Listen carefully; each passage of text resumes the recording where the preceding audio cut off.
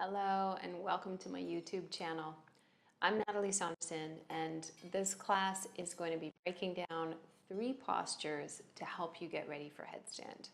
Now, this isn't even a posture that I normally teach in my Patreon group because I prefer to instruct in person for many reasons. This is obviously a pose where there's lots of room for error and miscommunication in your body. So I want you to take this class as slow as you need to and really tune in and listen to if you're actually ready, not if you hope you're ready.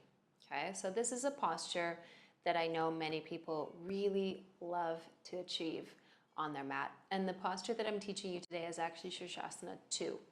Now, this is a little easier than Shirshasana 1 because I think it gives you quite a broader range of the crown of your head and the hands, which create a tripod effect, versus having a much kind of closer, more condensed tripod effect.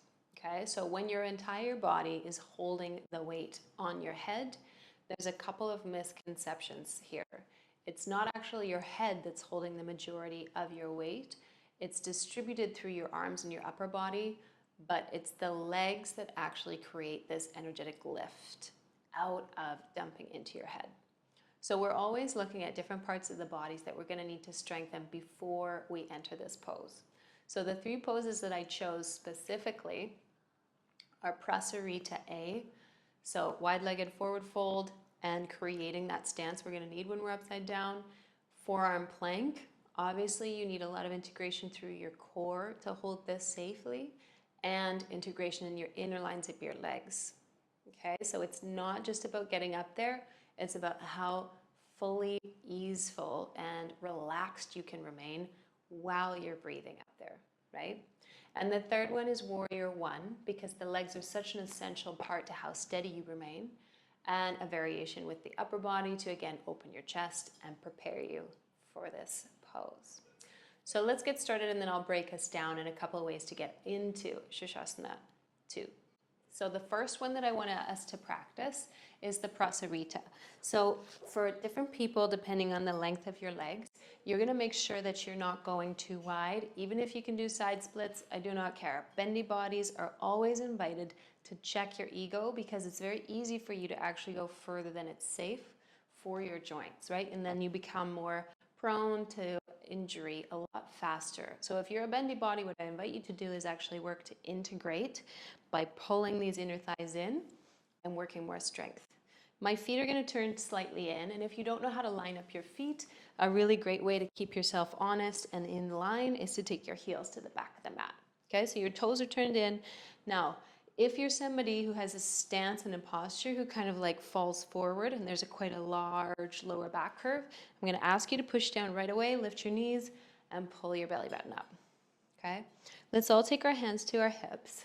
Take a big breath, roll the shoulders back. And exhale, bend the knees a lot as we come down with a nice long spine. Now your hands are going to plant right underneath your shoulders. And before we fold any further, we're going to keep the arms straight and draw the chest down till the shoulders are in the back of the sockets. Now, if this already feels like a lot, shorten the stance of your legs, right? You don't need to have your head on the ground for this. What you're going to practice is pushing your elbows back, keeping the shoulders in the back of their sockets versus the front of their sockets, keeping the shoulders back and keeping your spine long. So I could easily round. What I'm trying to do here is train the body, train the torso specifically to keep the shoulders where I want them, to put weight in both hands, to lean, draw the rib cage in, and keep the spine in one long line. Now, if you can go a little further, what I invite you to do is keep those knees lifting up the legs and start to walk your hands back like you're preparing for a headstand. Hug those elbows in, push the hands down so the shoulders lift, and maybe just rest the crown of your head on the mat and take 4 breaths here. So it's a lot of work even to prepare. Shoulders in the back of their sockets, elbows in. Another really hot spot is the hands. So you want to be noticing where your hands tend to lift, specifically based on the thumb and index finger, and use your toes to press your hips a little higher. Let's take 2 more breaths here. Do your best to keep your shoulders working evenly. Last one. Great. Come up, bend your knees slightly, lift your torso, walk your hands forward, hands to your waist, hug the legs in. Inhale, rise. Exhale out your mouth. Well done. So if that was new to you, another way to check that your hands are in the right place is to actually start from up top, taking your elbows nice and close, and the elbows should never really be wider than your torso, okay? So this is a good reminder if you always like to check yourself out and you're practicing at home. The next one, when we do our forearm plank pose. Now, because everybody's built very differently, and if you are sustaining any shoulder or wrist injuries, I'm going to give you two variations. The first one will be hands interlaced, elbows no wider than the shoulders. Okay, this is a fairly safe one, especially if you're working still with any kind of old injury in the shoulder, but I invite you to challenge your shoulders by taking your hands in the same line as the shoulder itself. This is a lot harder because most of us round in with the shoulders versus open the chest when you turn your hands out. See the difference? So you can try that and see how your shoulders are working. Again, pulling the shoulder heads back. As soon as you take your hands together, the shoulders naturally come forward. This is the stance that we're normally working in most of our day, right? If you take your elbows in line with your shoulders and you start to move your hands wide, then you've got a different sensation happening. So I'm going to leave it up to you what you choose, but you're going to take your knees onto the mat, legs together, okay? So you can feel that hugging in action you're going to need upside down, and then decide. Elbows under shoulders. Maybe you try the first version, pull your ribs up, step back, and you stay here. If you want to try the second version, you're going to very carefully place your wrists flat. So often I'll see this kind of happen, the thumb and the inside of the wrist lift. You want your middle fingers parallel to the edges of the mat. You're going to anchor those elbows. You're going to work to hug them in, and then you step your feet back. Let's go for 7 breaths here. So I'm going to grip with my fingers. I'm going to press my heels forward and lift my gaze as my shoulders plug down my back. I'm going to breathe in. Squeeze the legs together. Push the elbows down, breathe in. If this is too much for your neck, I invite you to draw your chin in. Inhale. Squeeze those legs. Big breath in, shoulders down your back. Press into your elbows. Try to take 3 more. Exhale out your nose. Lift your belly button up. There's a little shake. That's okay. Inhale. Exhale. Last one. Softly dropping your knees back. Stretch your way into child's pose. You can separate your knees if you have any issues with your knees themselves. Breathe here. Exhale out. Rolling up through your spine. Great. Now you can probably feel that heat that you've just generated in your upper body, which you will use when you're upside down. Okay, the last one, we're going to come through downward facing dog into our warrior 1. So you set your hands up, tucking your toes, inhale forward, exhale back to downward facing dog. Okay, when you're in it, the legs need to be fairly awake. So let's take that left leg back and up. Inhale to open and extend across the pelvis and slide the foot between the hands. Back foot on at 2 o'clock, and if you do need to widen this front foot, go for it. You reach your arms up, stay nice and committed to that front leg. Wrap your torso forward. Now we have so many variations here with the arms. What we're going to do is that imaginary tripod, also used in Shirshasana 1, and we're going to press, keeping the elbows close, the whole shape to the ceiling without going into a back bend. Okay, so start again, elbows in front of the shoulders, big breath in, drop the shoulders down. Slowly wrap your right hip forward, and as you keep your gaze straight ahead of you, try and keep your elbows from separating. Now you can imagine pressing your pinky fingers up and drawing your right hip forward. Breathe up the sides of your torso. Relax your face. Even your back leg isn't overactive, right? Everything's rooting. To the same degree, there's this lift and rise in your shape. If you want a bit more challenge, draw your low ribs in. Move your arms even further back. Quite a lot of work, right? 2 more breaths. Lift the sides of your throat. 1 more. Beautiful. Stretch your arms up. Inhale. Let's take it down to downward facing dog. Stretch that out. Big breath in. Exhale out. Switching sides. Right leg's going to reach up behind you as high as you feel you can today. And then quietly step right between your thumbs. Back heels turn to 10 o'clock. It's a bit shorter of a stance than downward dog, I find. When you come up, feel how steady you are on this side. This might be the side that you have a harder time opening your hip. And again, if that's the case, no worries. Adjust to your body. Don't try and force your body to adjust to your ideas of the practice, right? So whatever you need to do to help yourself square your torso forward, switch the thumb you crossed on top. Try and remember which one it is. Pull your shoulders back. Take a nice deep breath in. Sink into your legs. And then slowly rise.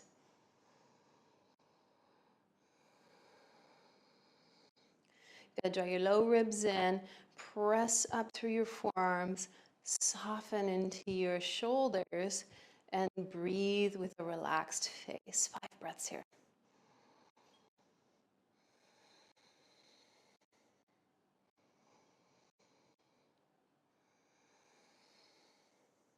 Pull your belly button back as best you can. Let the work feel like it's warming the body, but let the work be even.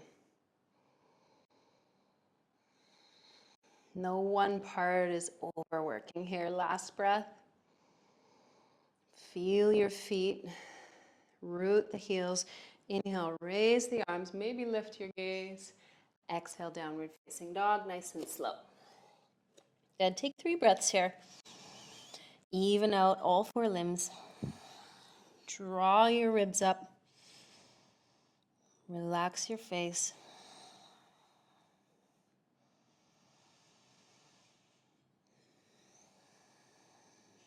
Last breath.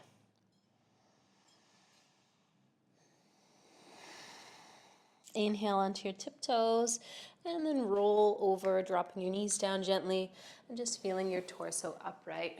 Take a breath or 2 just to relieve the effects of that inversion. Okay, so I'm going to show you 2 ways to enter this variation of Shirshasana. The first one is going to be through teddy bear headstand. Okay, it's very important, that's why I'm going to show you from the side, that you keep this, if you're sitting upright right now, this stance in your back body versus going into it and trying to kind of force it if your shoulders are rounding. I want you to notice if you take your elbows beside you, just like we did when we were standing, shoulders in the back of their sockets, press the shoulder blades down, chin in, long neck. Okay, do your best to imprint this shape in your torso so that you can replicate it upside down.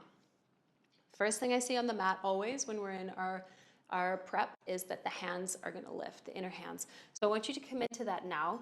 You're going to look at your hands, they're evenly spread, and you're going to tuck those elbows in nice and close. Okay, you're gripping the finger pads just like downward facing dog. And you might play with this a few times and then try lifting. Again, it's always from the ground up, especially with inversions. Okay, as you lean forward, the placement of the head is really important. So if I place my head here, I'm going to step my knees back and show you for a moment.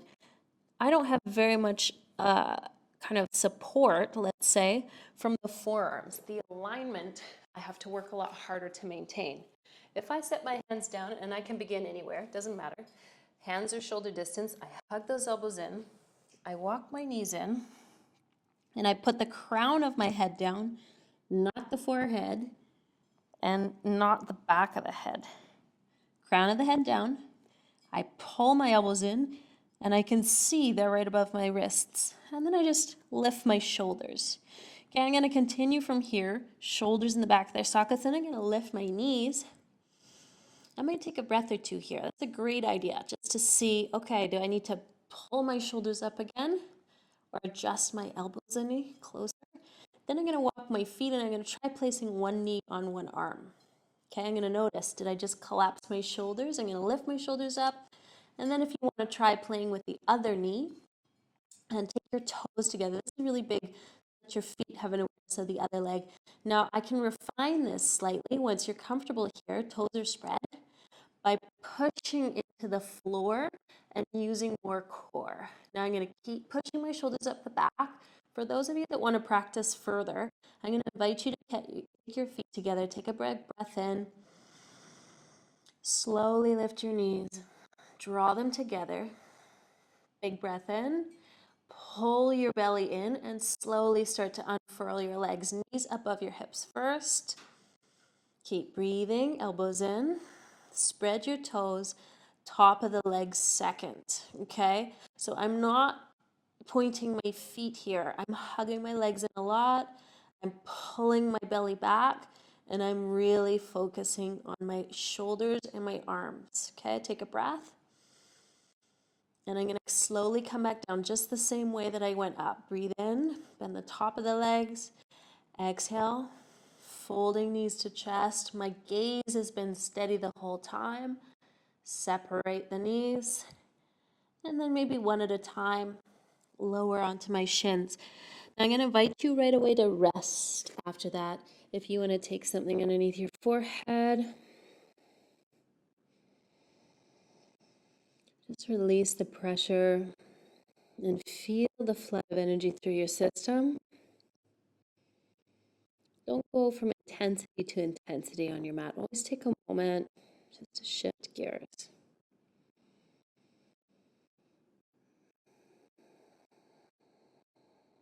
Last one.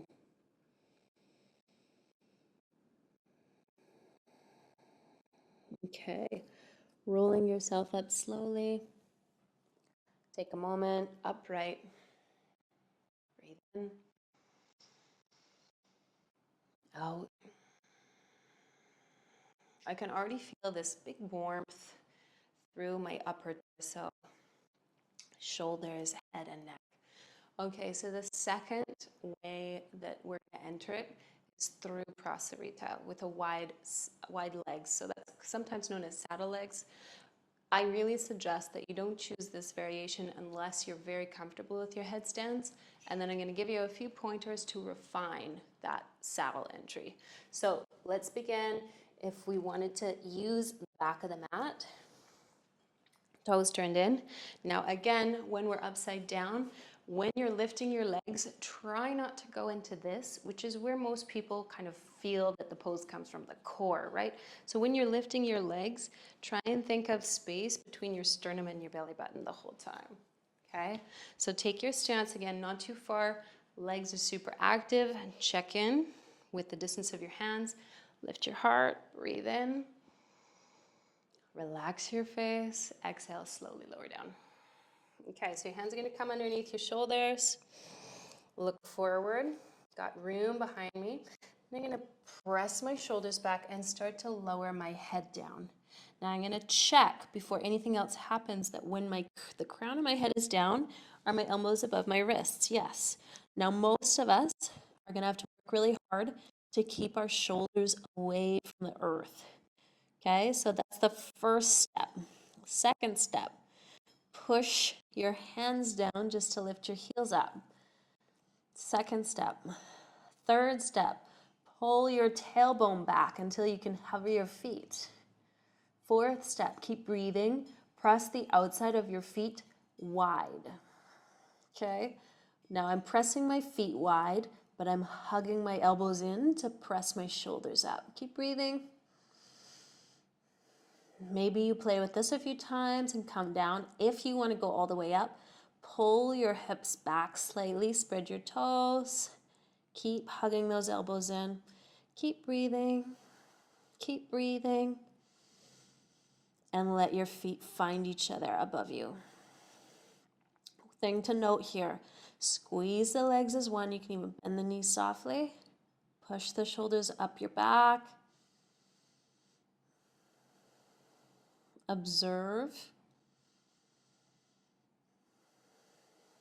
Feel the energy of the inner thighs hug the midline. Let there be that slight sway.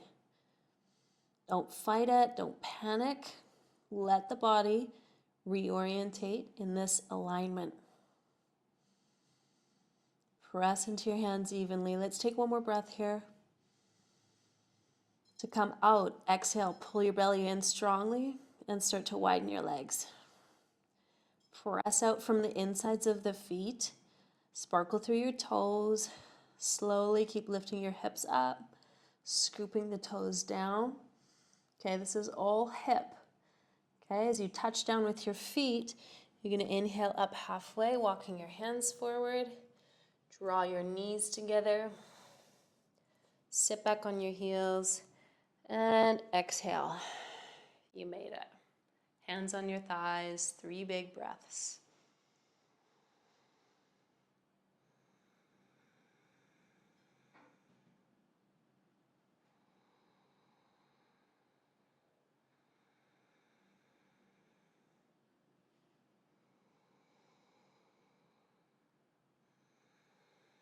Good. Opening your gaze when you're ready. And there you have it, a couple of ways to move towards a more steady headstand experience.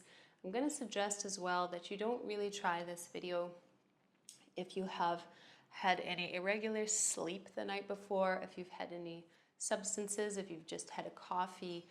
Really recognize that when you put extra pressure, weight, and energy towards your brain, that you want to have a fairly clear, available system. Thank you for joining me for this fun breakdown. If you do love these videos and this channel, then do hit subscribe. Otherwise, I will see you in the next video. Take care.